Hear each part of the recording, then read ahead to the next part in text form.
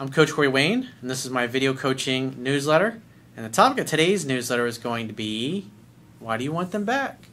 Well, I've got an email here from a woman, and you can tell that she got dumped, or she got blown off by a guy that she was really kind of into. And as you probably heard me say many times before, rejection breeds obsession.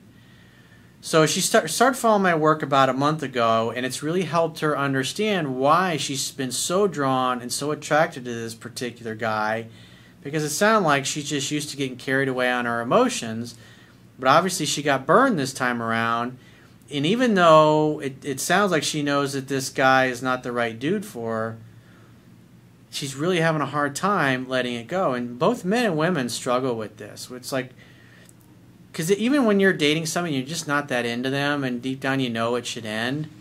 But you think, I'll just kind of stick it out, and we'll just kind of go along. And so therefore, you're not really putting your best foot forward in it.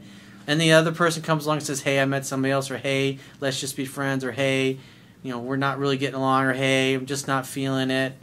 We should see other people. Then all of a sudden, you're like, oh, I love her. Oh, we're soulmates. It's meant to be.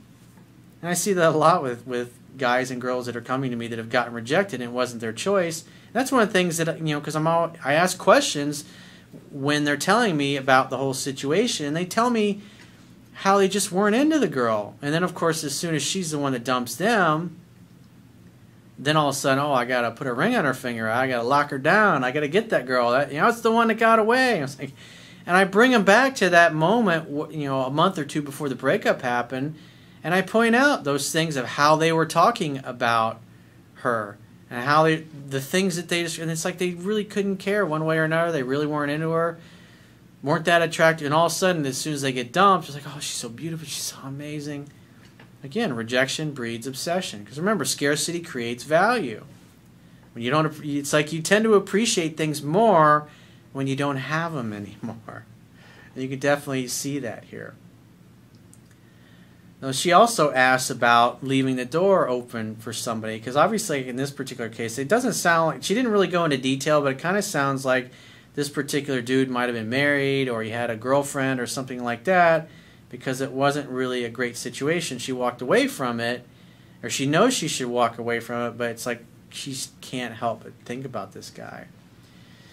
And so the quote says, rejection breeds obsession. When we are casually discarded and rejected by a former lover, employer, friend, customer, acquaintance, etc., and it's not by our choosing, we often feel like we have been diminished or have lost something because our identity and who we thought we were had become associated with being in that relationship. The superior perspective to take in order to help us lose our attachments to what was, move on, and prevent unnecessary suffering, even though it's a hard pill to swallow, is to recognize that the old relationship no longer serves us. Before better quality relationships that are more aligned with who we are becoming can manifest, relationships that need to end and that are holding us back need to dissolve. It's always tough when you're going through it, but months and years later, when you look back on those relationships that ended, that you had such a struggle with, you go, thank God. If I hadn't let that go, I would have never experienced what came afterwards. But the more you go through it, it does get easier, and you get better at moving on. And the quicker you can heal and move on, the quicker you create a space for somebody new to come in and fill, I should say. So let's go through her email. She says, hi Corey, I hope you're doing well. I discovered your work only last month, and I watch all your videos, and I'm now getting close to buying your book. Well, at least start reading it for free on my website. And oh, by the way, for those of you who are subscribed to the newsletter on my website, I also added a link that's just below the buttons that will take you to my different social media accounts, YouTube, Facebook, all those different things. There's actually a button that will take you directly to the members area so you can read the book and review the audio lessons that are in the members area. So like I said, every single newsletter that you're going to get, and I started this, it's been about a week now. For all the newsletters that you've gotten over the past week, if you haven't noticed already, there's a link in every single one of them that will take you back to the members area. Because I've gotten so many emails, people go, hey, I forgot to bookmark that page. Where's the members area? So this way, every time you get a newsletter, it's there. And if you're subscribed to the newsletter and you're no longer getting them, look in your spam folder and you'll find them. But like I said, if you're still unsure of whether to buy the book, then subscribe to the newsletter on my website and you can read it for free. And then when you feel comfortable, go and buy the paperback or the Kindle version or the iBook or whichever version, Google Books, whatever works for you. So she says, I have a question, actually two. You always simply add, when a relationship ends, call me if you change your mind. So most of the people that come to me, especially like the ones that are reviewing 7 Principles to Get an Ex Back, most of the time they've done something to screw that up, because the reality is when somebody is in love with you, when they're head over heels in love with you, they're not going to dump you. They only dump you when they're turned off, they've lost interest, so they're just not into you anymore. And that's reality. And so I'd say 90% of the people that come to me are trying to get an ex back because they usually did something to screw it up. And so in those particular cases, when you're the one that gets dumped and you don't like being dumped, you don't agree with being dumped, and you don't want being dumped, the strongest negotiating position is being able to walk away and mean it. And so you just say, hey, well, I'm not interested in being friends, or I'm not interested in us not dating romantically, so I'm going to move on my life and look for somebody who appreciates and values what I bring to the table. And if you ever change your mind, please get in touch. I adore you. I love you. I think you're great. But I can't do the friendship thing. And then you walk and you never look back, and you're never going to talk to them again. And you'll notice that in her email, she mentions how it really bothers her. Never speaking again forever and ever. It's really powerful. And so you hear the woman who has had a guy who's basically, he's walking away forever, and it really bothers her. And you can see from a woman's perspective how powerful of an aphrodisiac that is. And, you know, again, I've given numerous examples in my book of situations where I was in when I was learning that stuff and how powerful it is, and it worked for me. So she says, I struggle with that. Obviously, if someone is respectful enough, that would come to my mind, and I would even reword this naturally because it's worth it. But you can't always apply it if you get rejected right. Well, the only time you should do it is if you really want that person back, and you're the one that screwed it up. Maybe you did things by acting needy, you turned them off, whatever it happened to be. But at the end of the day, you have to give them the space to choose to give you another chance. It's like what I like saying, if someone blows you off, they have to earn another chance with you. That's why if you notice 7 Principles to Get an Ex Back, when you've been friend zoned, it's like they have to do 100% of the calling, texting, and pursuing. They pushed you away because they felt you had no value. Therefore, the only way they're going to get to spend time with you is if they show you by contacting you that they value you. Now, if you're a guy, obviously, and a woman's reaching out to you, you're just going to assume she wants to see you when she reaches out, and you're going to make the next date. And you can do the same thing if you're a woman. It's like you have to see because sometimes, especially with women, they'll contact a guy that they dumped, maybe a few weeks or a few months have gone by, just to kind of put their finger in the water or stir the pot a little bit, just to see if the potential is there if things don't work out with whoever they're with, or if they're starting to develop feelings and they're going, I only felt like a friend towards this guy. Why all of a sudden am I feeling attracted to him? Because that's why a lot of women say, I'm really confused about what I feel when they think about hooking up with you or dating you or kissing you when they've always kept you in friend zone. Because they're thinking, what they're really confused about is, intellectually, they're thinking, well, I always felt nothing more than platonic feelings for this guy. Now all of a sudden I'm feeling like I want to sleep with him, and I'm confused by that. Where did that come from? Why did that happen? And again, as I go through the email, you'll see that with this woman. Especially if someone hasn't been respectful, I guess, without even realizing it.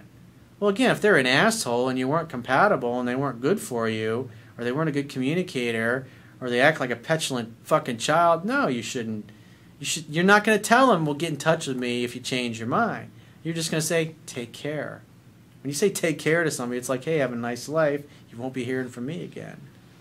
And also, when someone rejects you, why would you want them back? Well, if you're the one that screwed it up and drove them away, you're obviously going to be wanting them back. And most of the people that come to my website for the first time, that's a situation they're in. But obviously, you're not going to leave the door open for somebody that you don't want back. I mean, that's common sense. Unless you had a relationship for quite some time and you obviously tried both to make it work at some point. I'm talking about at least 3 years of being together. My point is, it happened to me recently, if I can use this example. I fell in love with a guy who was 5 years younger than me. Usually they are 5 years older, haha. And I think when you talk about the 4 to 5 weeks for a woman to fall in love, it's bloody true. Well, what I talk about in my book is if a guy follows exactly what I teach in my book, usually by week 7 or date number 7, that's when she falls head over heels in love and she wants to be exclusive. I'd say it's more so around like week 7 because by that point you're usually seeing each other 3 or 4 times and the guy really only has to initiate for the first 2 to 3 weeks and then you go from starting out where you just see each other once a week because the guy's initiating, the guy's pursuing, if you will, in the beginning. But once the woman feels safe and comfortable enough and she can tell that this guy knows what he's doing, or at least he appears to know what he's doing, then she'll start calling and texting him in between dates because, quite frankly, her attraction level has risen, and she doesn't want to wait to hear from him until next week if they just went out a couple nights ago. And she starts to recognize that, hey, if I contact this guy, he's going to make a date. And therefore, it's her idea to see one another. The relationship moves at her pace. At the end of the day, women are the ones that do the choosing. Women are all about getting a guy's attention. And if you treat them right, they want your attention all the fucking time, day and night. I couldn't fight this fact, which I found weird at the time, not knowing why I lost control of my emotions because I wasn't ready. So she was really into him and probably had a meltdown because maybe he didn't match her unreasonable expectations. But you can tell from that statement, she wasn't really sure why she felt the way she did. She was kind of perplexed. I was so drawn to this guy. He was so different than normal guys. I found him very attractive from the first day I saw him, and honestly, everything clicked both ways for 2 months. So chemistry was there, things seemed to be easy, effortless. However, knowing that the situation would never let us progress, so I'm thinking maybe the guy was married or he wasn't available, maybe he lived with his girlfriend. Obviously, and I was playing with fire, he must have been married or something. I had to let it go, and I was okay with that before those dangerous 4 to 5 weeks happened. The breakup was okay, but we slept together a couple times after that, which he initiated. That was okay, I guess, from both of us, but I didn't manage to keep him as a friend. So it sounds like she tried to friend zone him. He did cut all communication with me. I didn't blow his phone up, but tried to communicate. So the bottom line is she continued to pursue.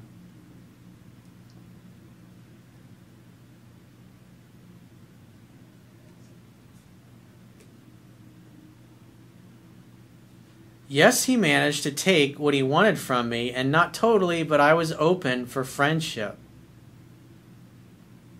You were so open for friendship, you took the time to write me this long email and detail everything here. That's like, you know, when people say, oh, I don't care about that person, I'm not going to think about them. The more you try to force yourself from not thinking about somebody, the more you're going to think about them. That's reality. I was trying to switch to the friends button because that's where we were happily heading, but he didn't give me this satisfaction, and it sucks. But he didn't give me the satisfaction, and it sucks. So in other words, he did not give me what I wanted, so therefore I wanted it even more because I couldn't have it. Scarcity creates value. There you see it. Right in real time with what a woman is going through right in the middle of a rejection. I'm 28 years old and I know what I want, but I failed the 4 to 5 weeks scientific rule of love, thinking I was stronger than that, and I'm paying the price now for a bit. So obviously she's way more into this guy than she realized, plus the fact that he walked away and he's not interested in friendship even though she was offering that. Anyway, what bothers me here is that cutting me out completely, even after sleeping together, I found rude. The strongest negotiating position being able to walk away and mean it. And you're talking about friendship, and obviously it's something's going on with his situation, and you weren't happy with that particular situation. And he doesn't sound like a guy that was going to change it. But you can see the fact that he's walking away and never looking back and is totally indifferent to them never speaking again as long as they live, it really bothers her. It's a scientific fact that women are more attracted to men whose feelings are unclear. It's like you see the power and the aphrodisiac of indifference. The guy who says, no, I'm not dealing with these terms, I'm out of here. Yet it's easy for sure. I'm not expecting anything, and I'm not his girlfriend, but a bit of respect would be great, as I may see him again. It will feel awkward, and it makes me angry. But what's behind anger? Fear. Well, what do you fear? Obviously, you fear that you won't see him again and that you won't get another chance because you want another chance. You don't want friendship. I don't care what you say in here. You don't want friendship. You took the time to write an email. You wouldn't take the time to write an email like this if you're just trying to be friends with somebody. Because when he sees me, he always cheers me up. So in other words, what she really misses is the way he made her feel.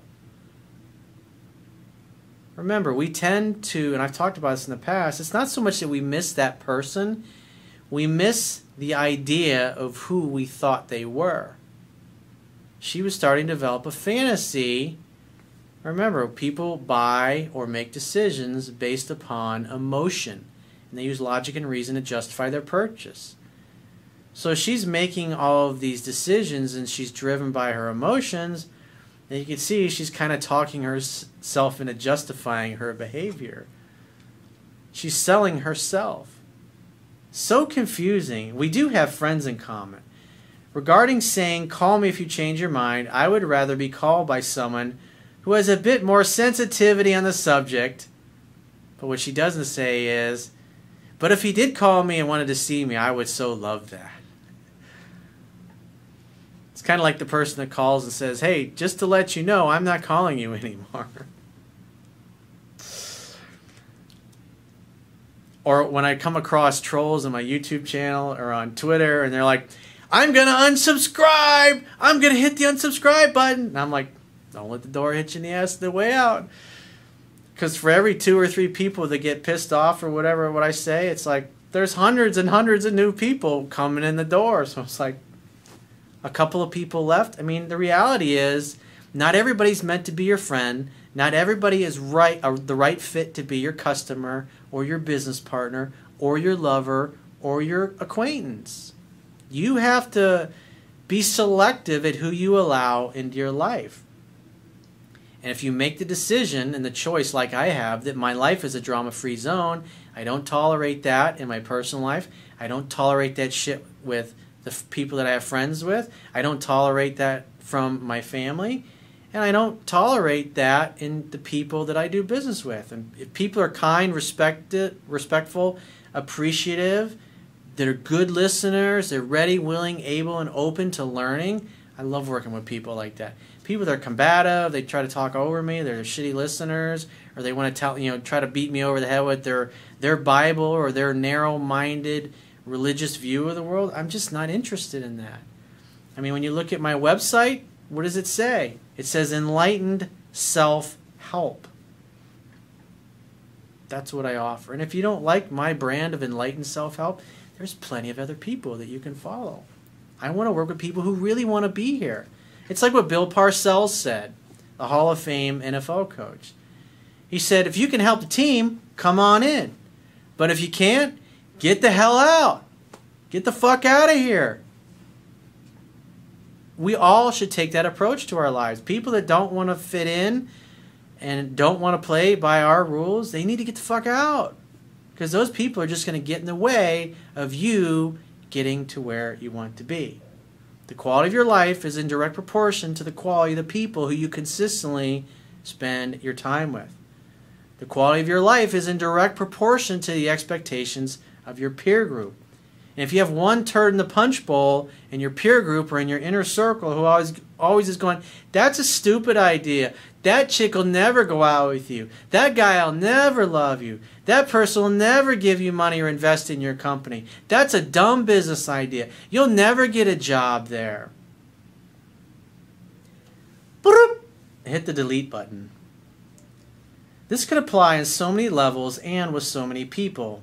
I gently told him that without pushing, and he completely ignored it. In other words, he's completely indifferent. When leaving the door open to someone, they have to deserve it. That's totally a true statement. I totally agree with you. You don't want to leave the door open for somebody that doesn't deserve it. You're not even going to mention it. You're going to say, hey, you know, it's been great. Take care. I just want to know your view on that because you always maintain to communicate if you change your mind. I don't say always. You're only going to do that if you really want them back. It's kind of like you answer your own question. However, in these situations, I just want to tell those people, go fuck yourself, haha. I did really like this guy, and I probably never liked anyone before, even though I had a longer, more successful relationship. I kept contact only with that ex because he is genuinely an amazing human being who also happens to be stuck in friend zone. And we grew together, but sometimes, like you said, if it's not meant to be, and it's okay, it is disappointing. So the ex-boyfriend who she really was never that into and never felt those kind of feelings for the ex-boyfriend that she did for this guy that she only dated for a short period of time, she's cool with keeping him in friend zone because she doesn't feel anything for him. But this guy was like, no, I'm not doing that. No, thank you. And for whatever reason, he couldn't be what she wanted, but you can tell she had much stronger emotional attraction for the guy that she wrote the email about.